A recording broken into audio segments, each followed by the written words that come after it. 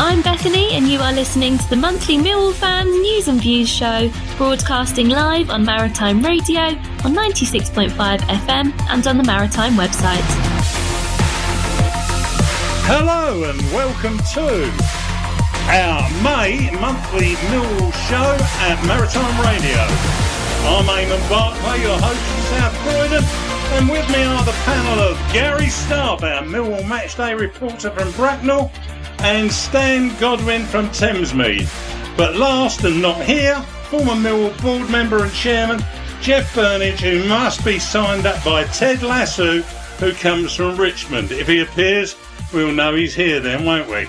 These guys are long-standing Millwall fans with an extensive background in football broadcasting on regional and national radio and podcast.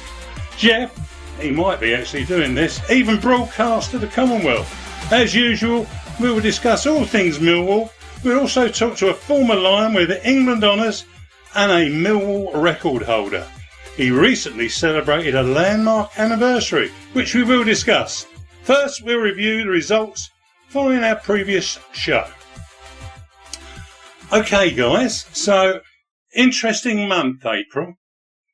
Let's talk about the game at Portsmouth. Twice we beat them, and did we beat them the third time? Yes, we did, Gary. We did indeed. We did indeed. We did indeed. And it was 2 goals from Ivanovic. Should have been dead and buried, I think, if I remember the game. Should have done. I took Tim Courtnall along, who's the Rock and Gold Show man, and we stole him towards the end, didn't we? we stole him, and he was gently disappointed, but he saw his team moving away from the bottom of the league, and it was a game that we richly deserved, no doubt about it. We sure did. And then we played an interesting game, which I think many thought might be a tough one for us, up at Sheffield United. What did you think of that one, Stan? Well, it was a pleasant surprise because although, Sheffield United, and as it turned out, up until about 2 or 3 weeks prior to that, was on a right run of form. And all of a sudden they started to fall apart a bit. But when you're playing Sheffield United and you're playing against one of the best managers there is in the division, and it's at their ground, you know it ain't going to be easy, right? You're going to be in for a hard game. That's right. Well, as it turned out, right, I think in most cases it was a lot easier than we thought it would be. It was, but it was, we played well and we thoroughly deserved to win the game, and I was glad to see old Coburn scored again. Cracking strike. Oh, absolutely. And all I'm hoping is that next season we can sign him, if it's possible, on a permanent deal, but that's for the future. That's for the gods, as they say. Middlesbrough game. Gary, what did you think of that one? Well, again, we expected it to be a lot harder than we thought. We ground it out. Negley come on for, 15 minutes, scored, and then went off for the rest of the season. Sadly. Poor sod. But it was we were grounded. At this stage, we were grinding out results. Look, you did Portsmouth 2-1. Sheffield United away. Who thought we were going to win that? Middlesbrough, who were on a good run. Another 1-0 there. And if you're even looking at the attendances, they were coming up and up and up. And we were just becoming stronger and stronger. And the Alex Neil's way of playing was starting to come out. It was. It was steady. It was honest, and I just got to praise the man as well for what he's done for the club, and I'm really, really pleased. Yeah, brilliant stuff, and it was a good result. Negley, great goal, but too much damage again. Then it was the shock of the end of the season, really. We went to Blackburn Rovers, and, well, we lost 4-1. But we were harmed before we started, weren't we, Stan? Yeah, always reminds me of the old saying, football's a funny old game. That is, and before that game, you would have thought, well, with the current run of form we was going to go into, and Blackburn weren't exactly pulling up trees, I thought to myself, we're going to win the game. I've never thought it was going to be done quite comfortably, but I thought we'd win the game, and then it all on the pitch for one reason or the other. We just couldn't get it going. Yeah. And before we knew where we was, we was chasing the game, and but no, and that was the debut, wasn't it? Or not necessarily the debut, but the where the goalkeeper come in. Yeah. And some people blamed him, which I thought was a bit unfair. Yes, yeah. But anyway, even it was our fortress defence really that got undone. Yeah. We lost, for instance, a centre back. Yeah. We had to put players out of position. We put our man Leonard had to go out on the left back slot. Mm-hmm. So it was a bit different on the day. And as it turned out, in some respects, it was like they're moving in the right direction, because as a result of that game, and the goalkeeper's been ever present since, and he's got better and better as he's got on. That's right. He's gone. That's so, right. you know, and because Blackburn are now in the playoffs, aren't they? They are. They weren't in. Nobody didn't think they would do it. Yeah, it makes a big difference. Yeah. And for me, probably one of our best games of the season came up next, and that was against Norwich City, Gary. Yes, indeed. What a fantastic game of football that was. Ivanovic with the 2, Aziz with the header at the near post as well. But if you look at, as I said about the Middlesbrough game, we were just growing and the confidence was growing. The Blackburn Rovers game, just to step back one, it really reminded me to the Barnsley playoff game. Everything went wrong before the game and we suffered and ended up getting turned over that one. But the Norwich game, I just thought we come out and we just looked so demanding. Norwich didn't know what hit them. I think they were on an awful run anyway. And I think they sacked their manager the next morning as well. They did. But it's just, we looked really good. And all of a sudden, that hope of making the playoffs was there. It was there. Ivanovic again with 2 goals, 12 goals this season in all. And I think 1 in the cup as well. Yeah. So, and Aziz finished that off. But that was a good game. I thoroughly enjoyed it, and I think all the fans did. Next up was Swansea City, and Swansea City at the Den, a team that hadn't been beaten in the last 5 and was showing some incredible form. And funnily enough, they'd only had 1 goal scored against them in that 5, and that was a previous week when Dembele scored at Queen's Park Rangers. Anyway, what about the Swansea game, Stan? Well, I mean, again, it was a game that we fully deserved to win. These games are never easy because at this time of the season, people are pushing for, playoff positions that avoid relegation and all that sort of stuff. But no, I mean, I thought we played well and Saville scored. I mean, at one time I thought myself, this game's going to end in a 0-0 draw, but right towards the end, old Saville scored, didn't he? And then and that was it. All we then had to do was see the game out, which we then did. And, 3 points and everyone was happy. It was, undoubtedly so. And then that left us in a position, really, after everything had come in on that day, to see that if we beat Burnley and the results went our way, then we could possibly be in the playoffs. Gary, you were reporting for Maritime Radio. What did you have to say? What did I have to say? We were there for 2 whole minutes. I think the summing up of the day. Look, we shot out the traps, and we scared the life out of Burnley for the first 20 minutes. They did not know what hit them. We scored early, and if it wasn't for a mistake at the back between Kramer and Tanganga, I think we clear that ball and we go on. And there were stages in that game I was watching on the TV where the Burnley manager, gone name, Mr. Parker, was screaming at the Burnley players because I think he knew they were in a game. They didn't know. They didn't expect us to play like that. We took away their chance of getting the record of the 31 games without conceding a goal.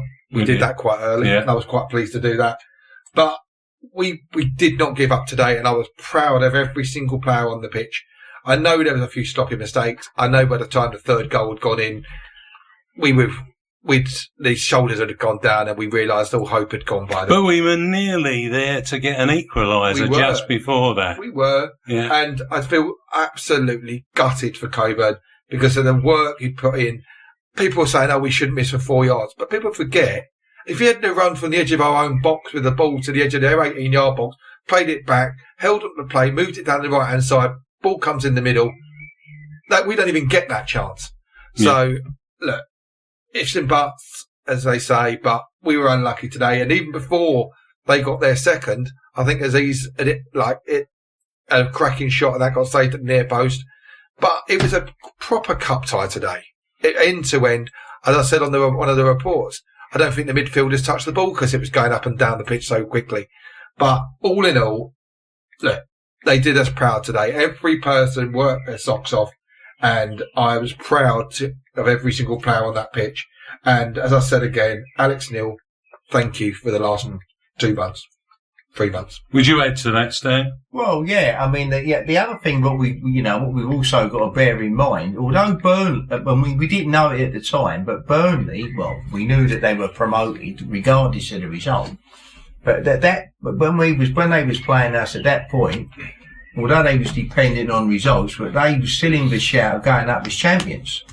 So that's what they were playing for. And so that added to their, industry in the game or whatever. Now, in the end, they was at home and they won the game, and and I don't think you couldn't fault our people for effort.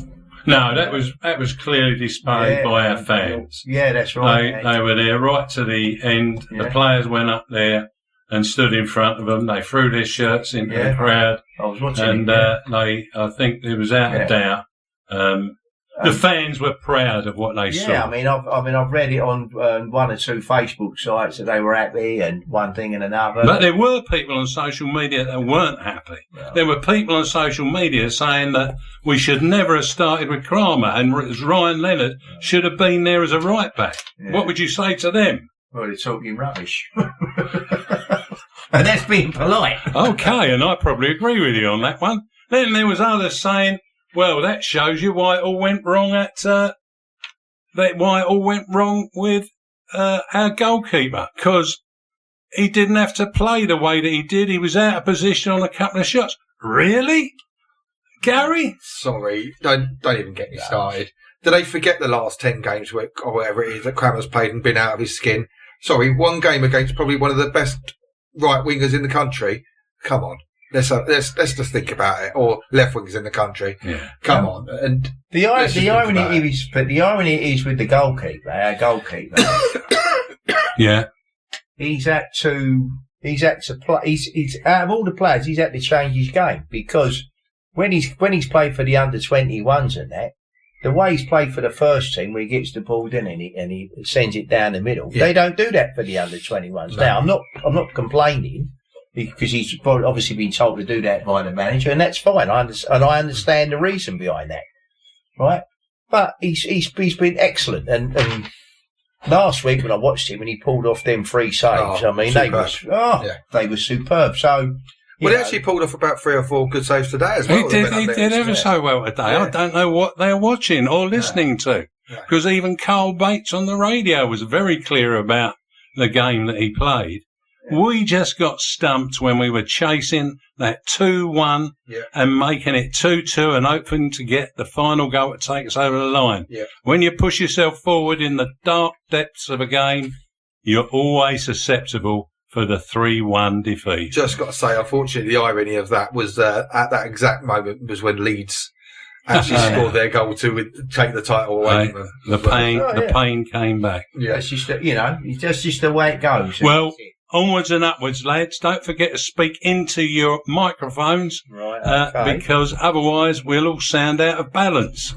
But anyway, thanks for that. Some people might say that's an improvement. Well, I hope that's not the case for you guys. Anyway, the sad news is Jeffrey's not going to be with us tonight.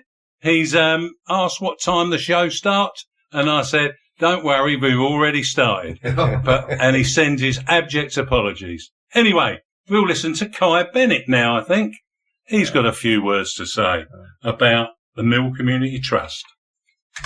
The month of April was a very successful month for Millwall Romans at Millwall Pride. Millwall Romans started the month with a 1-0 victory against London Falcons, followed by Millwall Pride's 8-0 victory over Soho Tigers. The next 2 were the big ones.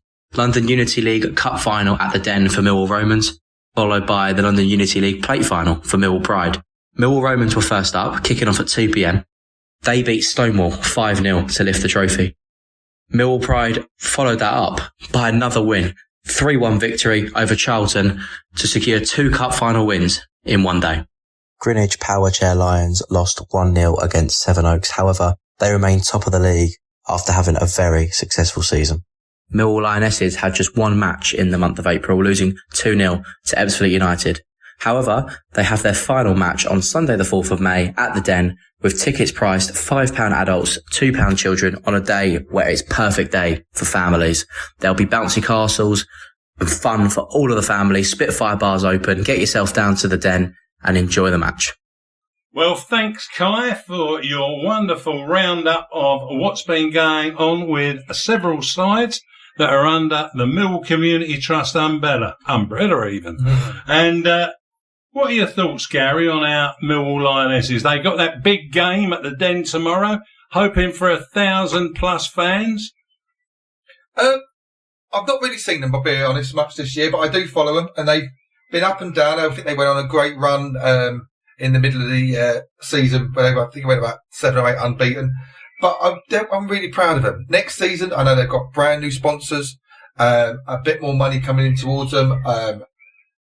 They've got great management now. I think that's sorted itself out after a bit of up and down going on. But get yourself down there tomorrow to the Den. It's going to be a fantastic day. Support the ladies. And do you know what? I will keep an eye out for them next season because they're on their way up again.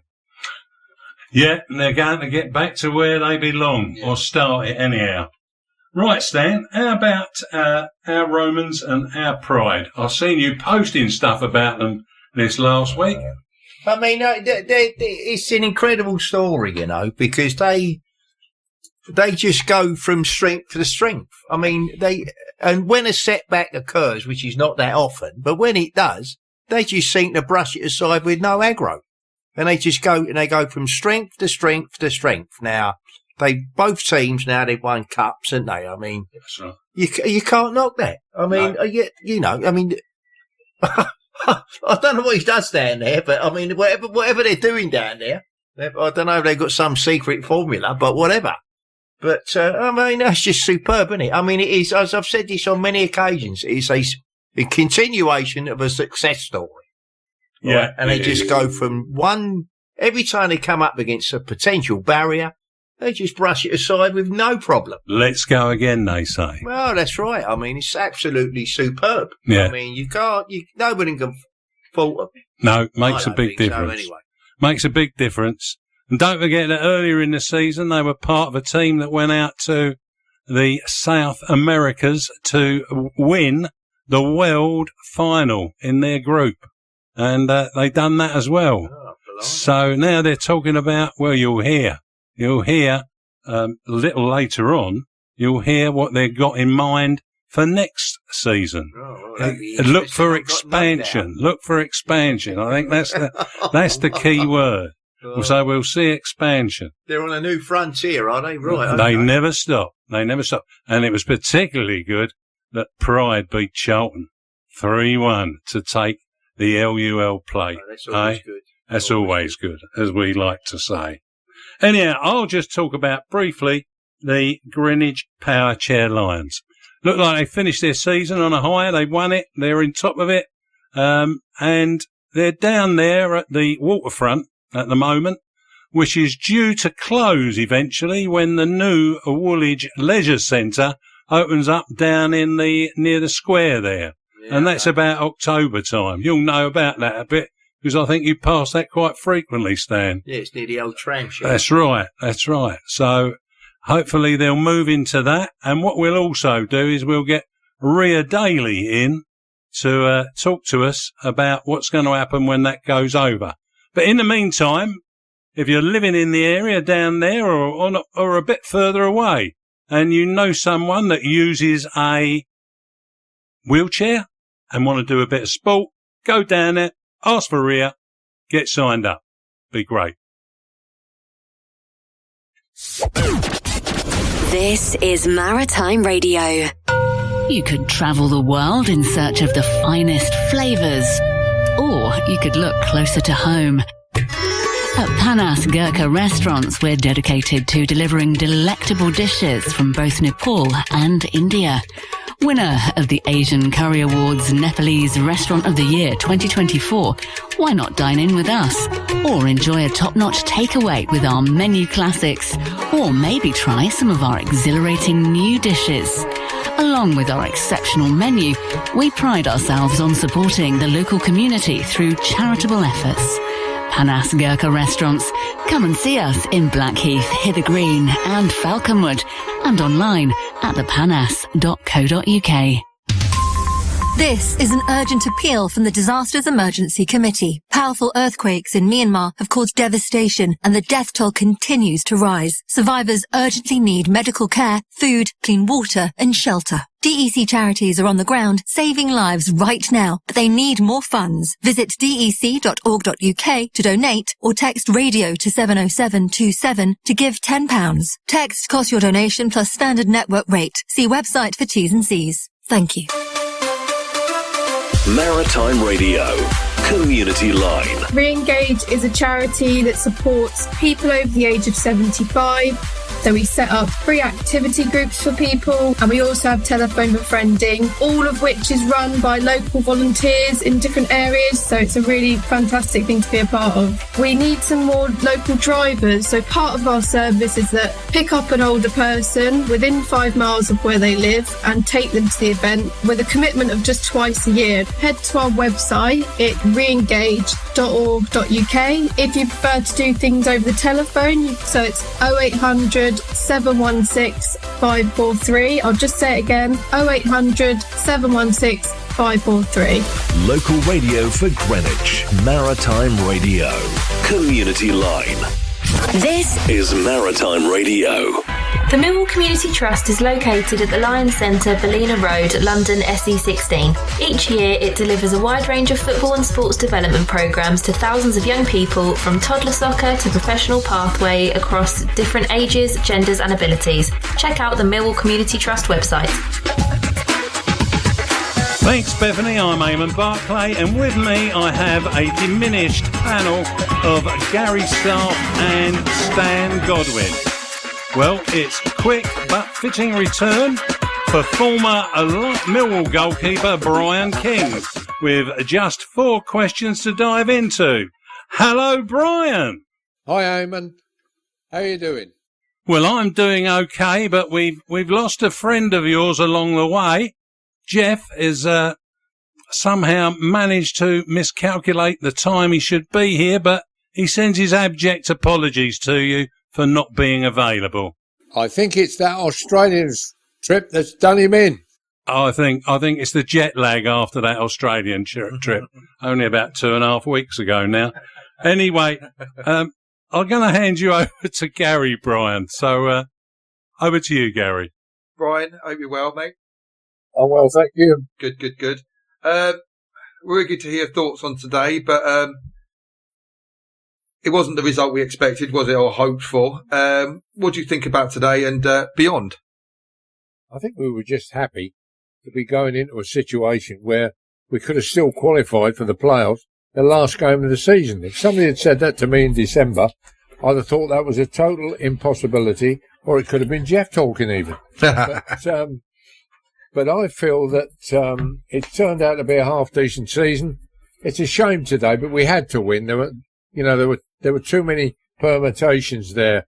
Bristol City, Coventry, Blackburn, Middlesbrough, ourselves. Of course, to get off to a flyer like we did, it was elation for about a minute. Yeah. I thought we were a little bit scrappy giving the first goal away. We had a couple of good chances to clear it. But as the game went on, when you think you're competing with a team that's finished runners-up with 100 points, I mean, it's ridiculous. A fair performance, and it's something to look forward to next year. I think the lads have shown that they can match all the top teams if they want to. But again, it was injuries and change of manager. Some say that was for the good, but, you know, we're always going to respect Neil Harris.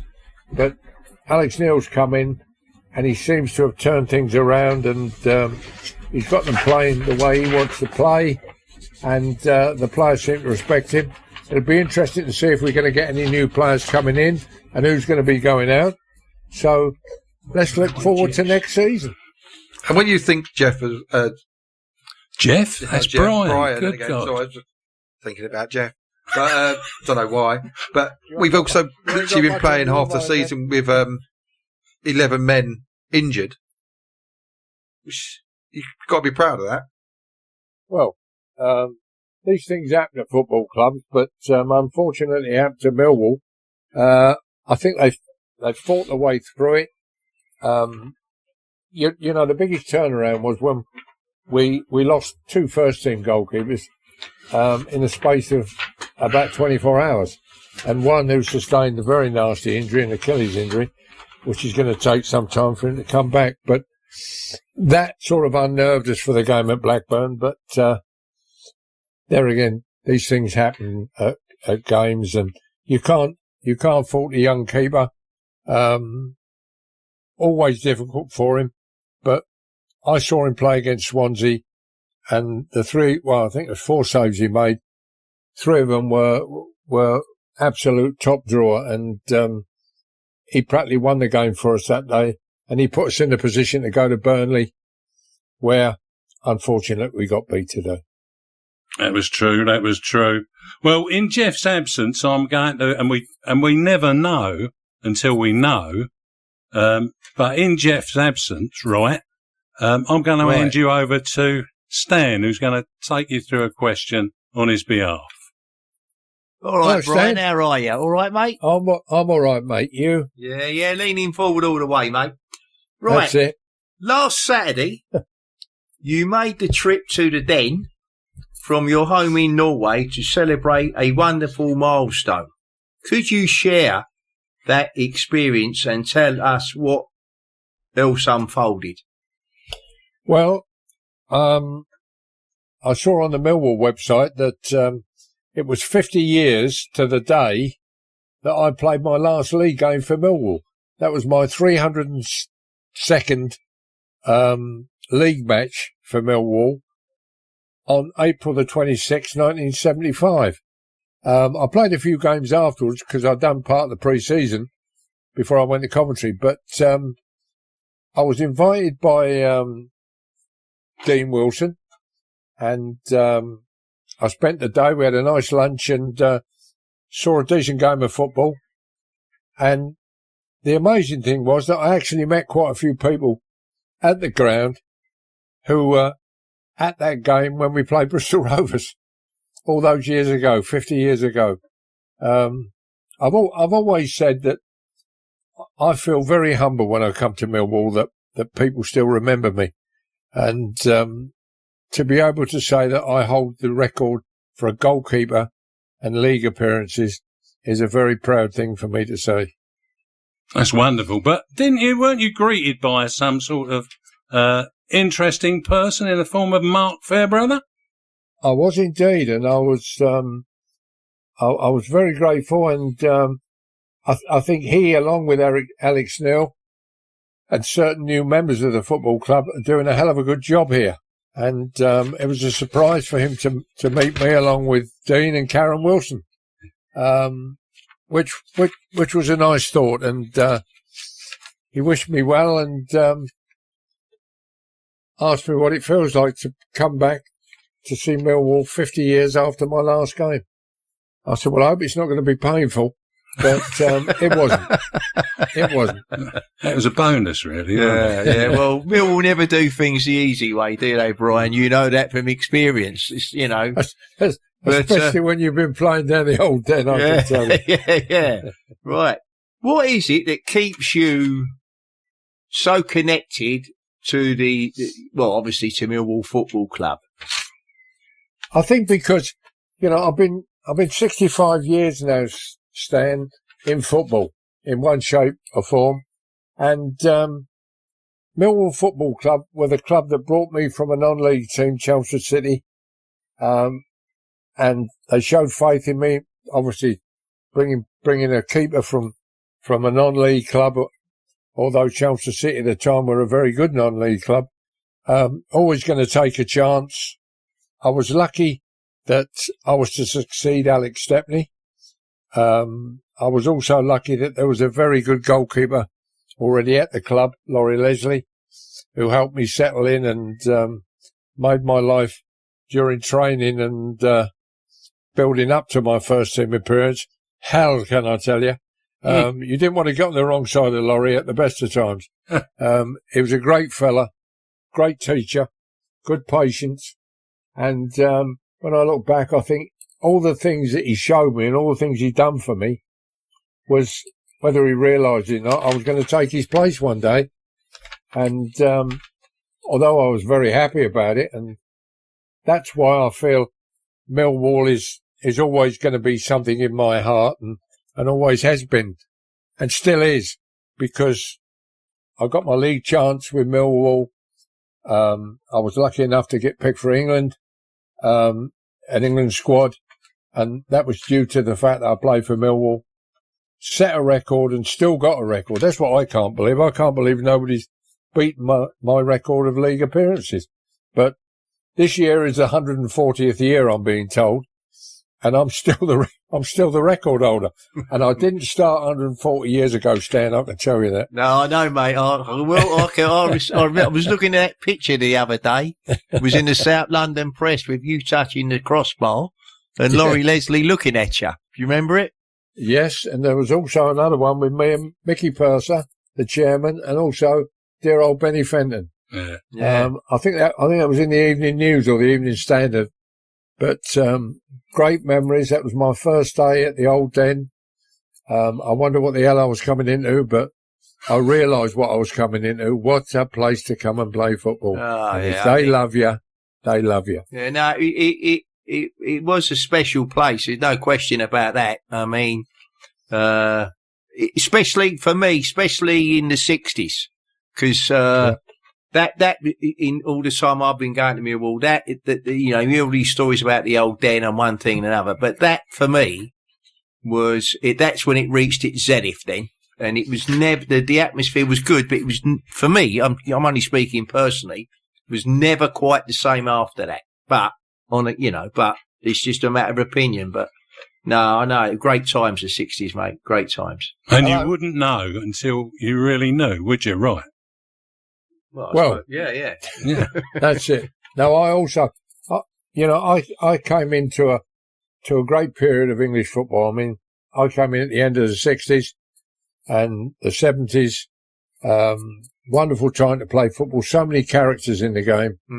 And I've been told I'm a character, but allegedly, I'm still trying to work that out. But no, Millwall's always going to be, and football, it's always going to be with me until the day I die. So, well, there's plenty of it. Brian, it really is a pleasure having a chat with you. But what I'd like to know is how you've developed this passionate support for the Millwall Community Trust. Would you share your reasons for that? Yeah, it started really, through your good self. Oh, right. You introduced me to the Millwall Trust and Sean Daly and explained to me what was going on and what they were doing. And if I can help in any way with all the different aspects of what they're doing for the people in that area, then in my small way, I will try and help, because I think they're doing a marvellous job working in conjunction with the football club. And I just put my hands up for Sean. I put your hands up for your radio station as well that supports it. The people that do the food hub, the people that do all the stuff in the community trust. I mean, these are the real people in football. I mean, you really offer and put forward things for people in that area. Not only the rich people, but the poor people and people who need help. And if I can give that little bit of support or money or whatever for that help, then I will. Well, that was wonderful that you brought Her Excellency Dame Marcella Lyrebird to the den that day when she came. I think she was totally and utterly inspired by what she saw both in the trust and at the club. And great stuff, that, Brian. Really great. Well, Well, it was a situation where some friends of mine from Antigua, who are very good friends of hers, and they said that she was looking to visit a football club. She got 4 or 5 clubs in London which she'd been recommended to. I said, well, why hadn't she been recommended to Millwall? He said, well, these were the clubs that were presented, your Crystal Palace, your Charlton, your West Ham, Fulham, even Watford. And I said, listen, don't worry about anything. If you want to see how a structure's built to help the community, together with a football club, come down to Millwall. And she took me up on the offer. She came down, and as you just said, she was absolutely blown away with the work that the Community Trust do and the football club. And things are going to happen, I can see, next season, where I believe she would like Millwall to go down to St Kitts and Nevis. I don't know about you, Stan or Eamonn. I think we could do with a trip down there, don't you? Yeah, and you, Gary. Sorry, mate, I forgot you. No, I wouldn't have a problem with that, mate. I tell you. All right, especially in December. That might be a problem. Are you paying for the flights, Brian? I think they might be. But Stan does well. He's going to have a bet with Jeff. You could turn up for a show. Never mind the late and, well, whatever. But he's a good lad, Jeff. Let's be fair. He is a good lad. He is. And along with all you chaps, I like listening to your programmes, and it keeps me in touch with Millwall, and it keeps me in touch with you fellas. Well, that's wonderful news, and it keeps us in touch with you too. And the pleasure is ours. Well, there you go. And you never know until you know, right? That's correct. Yeah. Right again, Eamonn. Right. So there you go. Brian, brilliant to have you on. Let's hope that this time next year, when you come on, we'll be saying, well, the Premiership beckons, eh?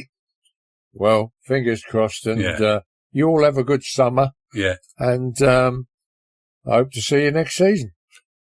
Well, of course you will. Yeah. And we'll look forward to that. Take care, Brian. Chap. Thanks, Brian. Yeah. All the best. Later, mate. Bye. Thanks, Bye. guys. Bye. Thanks, Stan. Bye. Yeah, Bye, Eamonn. Bye-bye. Well, that was great, Bryan King. Excellent stuff. Wonderful person to speak and talk with. And he does so much around the club at the Den there, the Millwall Community Trust. And I can remember Christmas and the Santa run. And there he was hugging one Santa who had a big run, wasn't he, Stan? Yeah, he was, yeah. Well, that was an interesting day that day, yeah. You know, you did well. Well, yeah, we went round the track, didn't we? Yeah. When Sean said it to me, I thought we was having a laugh at it at my age. No. Anyway, I lasted a lot longer than I thought I would do. You done very well. Yeah. You even seen off old Kai, I think. No, Kai, it wasn't Kai. It was Miles, wasn't it? Oh, yeah. Well, the Kaiser was around. He was around. Yeah, he's always there, Kaiser. Yeah. He's always in the sidelines. Yeah. Anyhow, I think what we'll do is break to the next set of ads. This is Maritime Radio. With the change of seasons, it's always good to have a hearty cuppa. Whether at home, work or out and about, a cup of Drury's finest tea or coffee will bring you that warm, comforting feeling. Drury's a family-run business that's been expertly blending specialist tea and coffee since 1936. Local residents that use Drury Tea and Coffee's click and collect service from their Royal Arsenal premises automatically qualify for a discount. What's not to love about a heartwarming brew from Drury Tea and Coffee? Find out more at shopdrury.com. Hello, thank you for holding.co.uk. In business, you don't want to keep your customers waiting. But when they are on hold, you have a target audience to talk to upsell your products and services. And interesting audio greatly helps with caller retention too. Thank you for holding.co.uk. Supply on-hold and auto-attendant messaging for all business and VoIP phone systems at a low one-off fee. There's no contract or ongoing monthly payment. To find out more, visit thankyouforholding.co.uk. Rule Britannia, God save the King, and back home in time for tea and crumpets. It's Maritime Radio's Best of British Weekend. A truly spiffing bank holiday packed full of your favourite British singers and bands. Best of British Weekend, this weekend on Maritime Radio. Yeah, it'll be absolutely splendid. Your favourite music and everything local. Maritime Radio. Our Millwall Community Trust Lion Centre has a 4G football pitch where 9 versus 9 can play, a sports hall, classrooms and a cafe.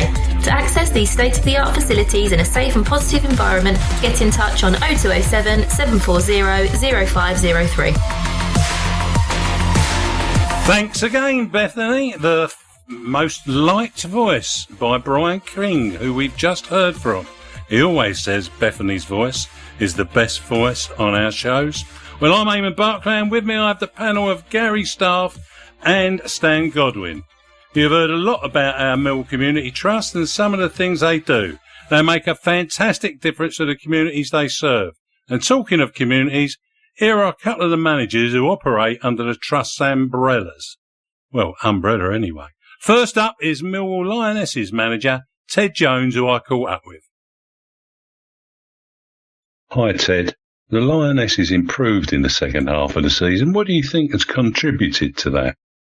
Overall, it's been an up and down season, but yeah, we're definitely happy in terms of there has been an improvement on results. I definitely think, Jack and I feel that we'd like to have picked up a few extra points along the way, but we know that's sort of part of the process in terms of the way which we're going. We're hoping to build into next season there are extra points which we will pick up. I think the main thing for Jack and I has been, since we've come in, we want to have a way in which we've played, which I think we've been quite consistent with in terms of demonstrating to the girls and in training on a Monday and Wednesday night. We've been quite clear on our ideas and our pictures. So working hard in training, which the girls, credit to them, have been putting into practice on the pitch. That has been part of our success, really. And the team are missing out on a bit of structure, working hard in training, having clear plans. And I think having that has been definitely a benefit. I think the girls have benefited from us, doing our match prep, our match plans for each game. So we've got a clear idea how we want to play going into each game. So yeah, we're definitely happy with how things have improved. There's always things which we wish we can do better, but it's definitely put us in a good position for next year. We'd love to hear about the Millwall Lionesses season finale at the Den tomorrow. Yeah, we're really looking forward to the game on Sunday against Ashford. It's going to be a tough game. Ashford need a point out of their last two games to stay up. We certainly know they're going to come to the Den really up for it and really going to give us a tough test. So we 100% need to be at our best, but hopefully we can get a big crowd down there to support us. On social media, we've been talking about it a lot, really. We want 1,000 fans to be there. That breaks our record attendance as a club. So that would be really important to us, to give the girls an extra push. It's the last game of the season. So yeah, we want them to give them a push, get them over the line. Hopefully, weather will be good. There's a lot of stuff going on for the families. Yeah, hopefully get a big crowd down there, push on the girls. But yeah, we know we've got to perform. It's going to be a tough day. But again, it's not every week which we get to play in the Den. So we're going to enjoy the occasion and hopefully get a good result. As we look to the future with a new sponsor and your plans, what can the fans look forward to? Really exciting to have sponsor. It's definitely something which we've been working on for a while. And I know the club have been doing a lot of work behind the scenes to secure the sponsorship. So hopefully, they'll be able to do some work with us and the club, in terms of raising our social media profile, to help Kai out and the great job he does. I think to have another company alongside supporting him will be massive. I think getting ourselves out there in media will be brilliant. And again, having a sponsor is really important for the girls. It's a bit of extra money, which hopefully comes in the club, and that's things which we can use, to help the players, hopefully to get some better results and better performances and help us push up the tables. Ultimately, it's just another step in the right direction of where we're going as a club. And, the community trust have been really supportive, and having a sponsorship on board just helps us take another step in the right direction. So yeah, we're delighted to have them on board. Finally, from me, guys, just want to say a massive thank you for all your support throughout this year. It's been really appreciated. From having myself on the podcast to having some of the players, it really means a lot to us, and, always supporting us for every game, always tweeting about us. So yeah, we really do appreciate it. And hopefully, we can see you there on Sunday. And yeah, I look forward to having a few more of our chats, potentially in pre-season and in the new year. So thank you guys, much appreciated. That's very kind, Ted. All the best to you, Jack Wilson, and the girls in the game tomorrow. And we look forward to next season. Or perhaps have a chat before that. Yeah, great stuff from Ted there and Jack. They've done a great job, and those girls are really pulling it out. And get down there tomorrow and watch the Lionesses play Ashford United. Next is Paul Loding, the general manager of Millwall Romans and Pride, and he's a joyful chap too. So let's hear from Paul. Two big games of the season, the LUL London Unity League Cup Final and London Unity League Shield Final. Both held at the Den last Sunday. To just extend our huge thanks to Millwall Community Trust, Sean Daly, and Millwall Football Club for allowing us to play at the Den. As soon as it was announced that both teams had got through from the semi-finals to the final, I spoke to Sean, and Sean said there was no issues at all in allowing us to have the whole afternoon at the Den. It was an incredible experience. It was an incredible day. All the players have been buzzing for the last few weeks about playing there, from both sides, to be fair, from Stonewall and Charlton, and of course from Romans and Pride. It's such a great stadium, proper in a London stadium, and we just had a great time. We went out with a really good side. Romans kicked off at 2 p.m. Stonewall are a good side. We played them a few weeks ago and they really held us. They attacked quite well. They defended incredibly well, and we only managed to nip past them at 3-2. Again, I think because of the hype around the game, we were just up for it. We were just all over the game from the moment we kicked off. Going in at half time at 2-0. Pretty much we wanted to nick another goal, I think, and that would have secured the game, which it did. I think we just defended really well. We knocked the ball around in places very well, scored some incredible goals, and finished the game 5-0. At 5 p.m. then, Pride's team kicked off against Charlton Addicts. Charlton are top of the second division league. They've had a really, really good season. It was a massive uphill task for Pride. Within about 7 or 8 minutes, Pride went 1-0 down from a scrappy goal given away. But they just kept fighting and fighting and fighting. And I have to say, most of the Romans players stayed on the sideline to cheer them on, to get some chants out there. And they just kept going and going and going, and ended up winning 3-1. All of them worked incredibly hard. The actual afternoon, we just can't fault the afternoon. The guys who were running the bars kept them open as long as possible, and literally until about 8:30, I think we actually left the ground. The groundsman there was absolutely brilliant. So yeah, massive thank you to the whole Millwall for allowing us to put that on. It was a great day for the league, playing at such a prestigious venue. Both teams have got one game left, which we're looking to play this Sunday. The Romans are away to Stoke FC in Walthamstow. Our last game of the season, our last league game, we still need to get the points. We're still waiting for Charlton to slip up before we can win the league. But I think yesterday was such a prestigious day for us in the club's history. Certainly since I've been here since 2011. It was a very, very memorable day. So I think whatever happens in the league now, we've always got that. I think in terms of us and how we're looking, again, our numbers just keep expanding. I think we had about 32 players turn up at training on a Wednesday night, and we do just keep attracting players. Whether we can accommodate third team at St Paul's in the Sunday League, we're not too sure, but it's certainly something we're looking into. There's a potential that we may enter the GFSN and the league basis, which will mean a Saturday game. So we're looking at different options just to try and get as many people to play competitive but fun football. Ultimately, we're about providing that safe space for LGBT footballers. We'll see what happens next season, and maybe the Saturday team for the National League is the way forward. Brilliant stuff from Paul Loding there, and they're doing just amazing things. And you can watch them play regularly at St Paul's Sports Ground down there in Rotherhithe. Well, before we push on to something completely different, let's have a chat, Gary, about what are our hopes for next season for the Millwall senior team. I think next season is full of hope. Look, it's going to be a summer of change again, like we had over Christmas. But let's not forget, we've got 11 players out injured still at the moment. Okay, we're probably going to need a new goalkeeper. But Mr. George Evans is certainly holding down a place at the moment, but we would probably need someone a bit more senior. Mr. Hutchinson, I believe, will probably move on. There may be one or two changes. I hear rumours about Mr. Saville wanting to go off to America and stuff like that. Lovely. But look, yes, there's going to be some changes. I also feel there may be some changes in the back room, but I can only see amazing things.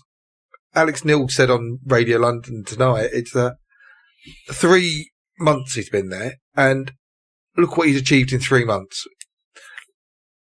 All I can see is good things. I think a couple of extra players, like we got Benico Baker come back, we got Zach Lovelace, we got Negley, who's hardly played for us and pops up, as I say, has scored a great goal against Middlesbrough.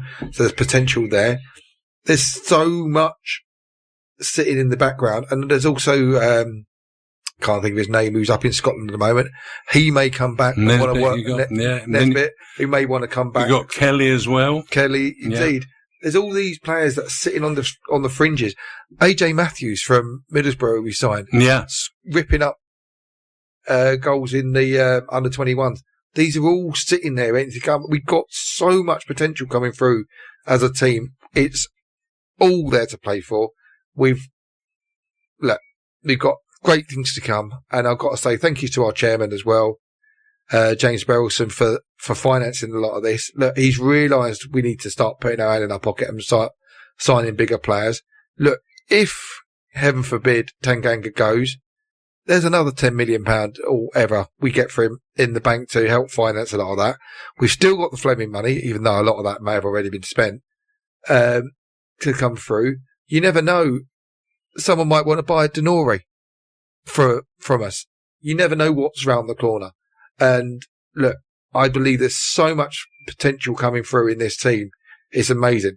And with players like Aziz coming through and getting better and better every time they play, look, if we can sign Coburn, that's fantastic. And fingers crossed for another fantastic season next year. How about you, Stan, in a couple of minutes? Yeah, well, I mean, I'm hoping that, I've been told yesterday I was told that the one we've got playing at fullback from Chelsea.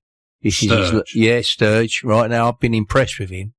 Now, and I understand he's out of contract at Chelsea come the summer, right? If that is the case, I'm speaking personally, I would hope that he would be somebody that we would be looking to go and get. I think there will be departures, although I don't know why we seem to be obsessed with Tanganga going anywhere. I just don't understand that at all, right? But George said so. Come on. Well, that's the trouble, isn't it? But George told me that Cooper was going to go to Rangers a few years ago, and I said, well, why would he want to go up there? Because but the money.